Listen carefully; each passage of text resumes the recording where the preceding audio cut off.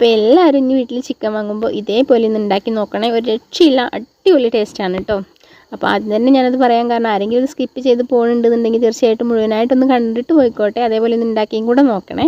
അതിന് വേണ്ടിയിട്ടാണ് കേട്ടോ. 1/2 കിലോ ചിക്കൻ ഞാൻ എടുത്തിട്ടുണ്ട്, കഴുകി വൃത്തിയാക്കി. അതിന് ശേഷം കുറച്ച് മുളക് പൊടി, മഞ്ഞൾപ്പൊടി, ഉപ്പും പിന്നെ കുറച്ച് സുർക്കയും കൂടെ ഒഴിച്ച് കൊടുത്തതിന് ശേഷം നന്നായിട്ടൊന്ന് മിക്സ് ചെയ്ത് ഏകദേശം ഒരു 10-15 മിനിറ്റ് മാറ്റി വെച്ചിട്ടുണ്ട്. പിന്നെ ചട്ടി വെച്ച് കൊടുത്തു. അതിൽ കുറച്ച് വെളിച്ചെണ്ണ ഒഴിച്ചിട്ട് നമ്മൾ ഈ ചിക്കൻ്റെ പീസുകൾ ഓരോന്നായിട്ട് ഇട്ട് കൊടുക്കുകയാണ്. ഏകദേശം ഒരു പകുതി വേവാവുന്ന ടൈമിൽ ഈ ചിക്കനിൽ എന്തായാലും ഇത്തിരി വെള്ളം ഉണ്ടാവും, അതൊക്കെ ഒന്ന് ഇറങ്ങി വന്ന് ഏകദേശം ഒരു പകുതി വേവാവുന്ന ടൈമിലാണ് നമ്മൾ പിന്നെ കുറച്ച് കറിവേപ്പിലയും പിന്നെ അതേപോലെ തന്നെ സവോള അരിഞ്ഞതും കൂടെ ഇട്ട് കൊടുക്കുന്നത്. അപ്പോൾ പച്ചമുളകും കൂടെ കീറിയിട്ട് കൊടുത്താൽ നല്ല ടേസ്റ്റാണ്. പക്ഷേ ഇവിടെ നിന്ന് കുറച്ച് എരിവ് കൂടി പോയത് കൊണ്ട് ഞാൻ പച്ചമുളക് ഇട്ട് കൊടുത്തിട്ടില്ല കേട്ടോ. അതിന് ശേഷം പിന്നെ ഒന്നും കൂടെ ഒന്ന് ഫ്രൈ ആക്കി എടുത്തതിന് ശേഷം കുറച്ച് മല്ലിച്ചപ്പും കൂടെ ഇട്ട് കൊടുത്തിട്ടുണ്ടെങ്കിൽ ഒരു രക്ഷയില്ല മക്കളെ, അടിപൊളി ടേസ്റ്റാണ് കേട്ടോ. അപ്പോൾ എല്ലാവരും ഇനി വീട്ടിൽ ചിക്കൻ വാങ്ങുമ്പോൾ